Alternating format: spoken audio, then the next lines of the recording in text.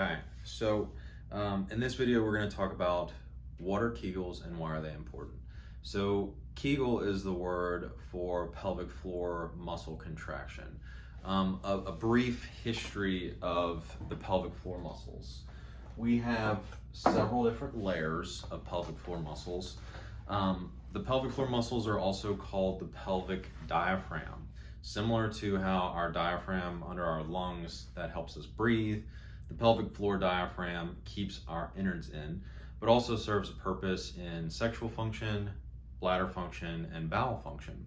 So the pelvic floor muscles sit in this triangle, double triangle, top triangle, bottom triangle, known as the urogenital triangle. The muscles towards the front are more involved in sexual function and urination. Muscles in the middle lift nuts to guts. We're going to talk about that in a second. And then backside are more involved with defecation, bowel control, those sorts of things.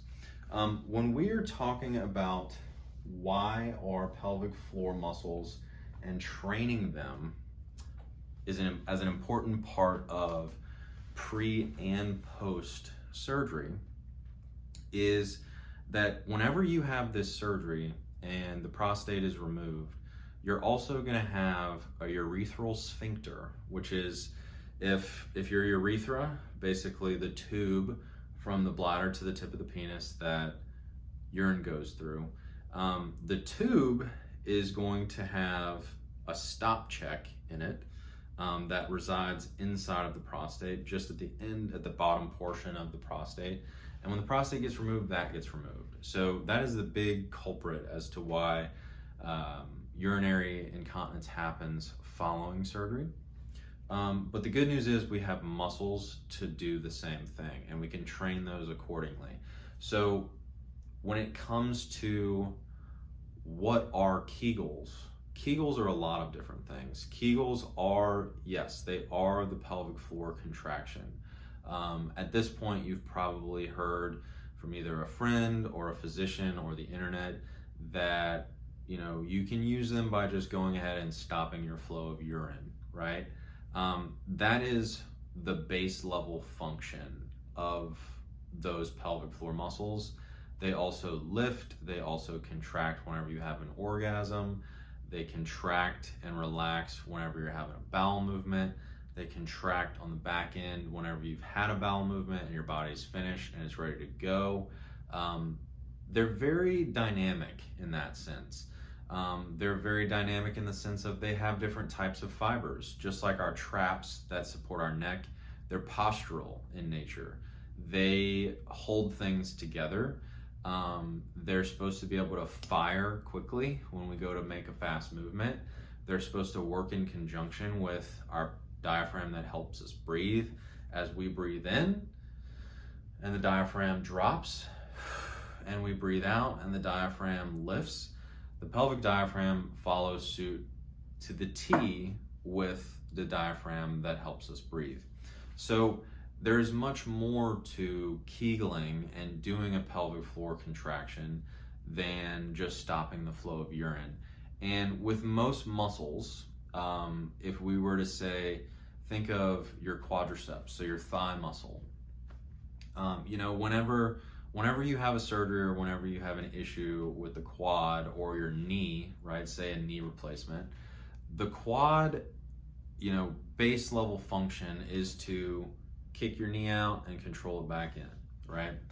In the same way, the base level function of your pelvic floor is to stop your flow of urine and to stop your bowels, right? As well as to contract during sex.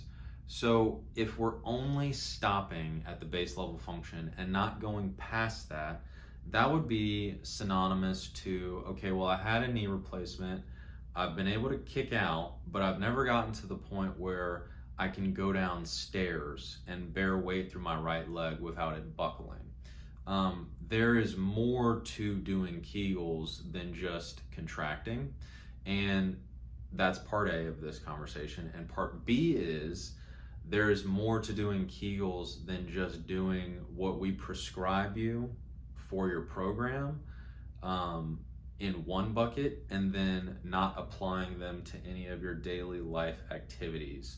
So the thing that we encourage to get through, to make it a habit and to make this a thing that is going to carry on with you and become a subconscious act to where you don't have to think about it 3, 4, 5, 6 months down the road of recovery, is that whenever you move, whenever we talk about the knack in the next few videos, pelvic floor muscle contractions at this point should become a normal part of any type of movement that you do.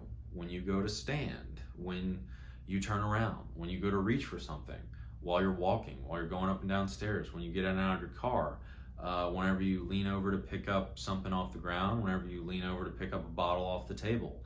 The process of learning involves application of the pelvic floor muscle contraction to most daily functional things.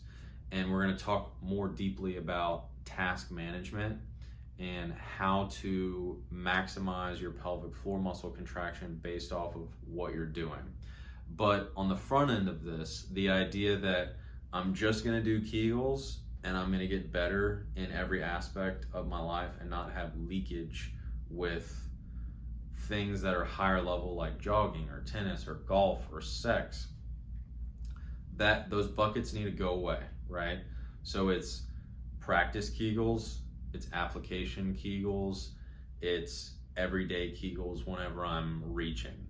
The list goes on and on. We're going to decipher the list, but this is just an overview of why Kegels are important and how we're going to apply them to daily life.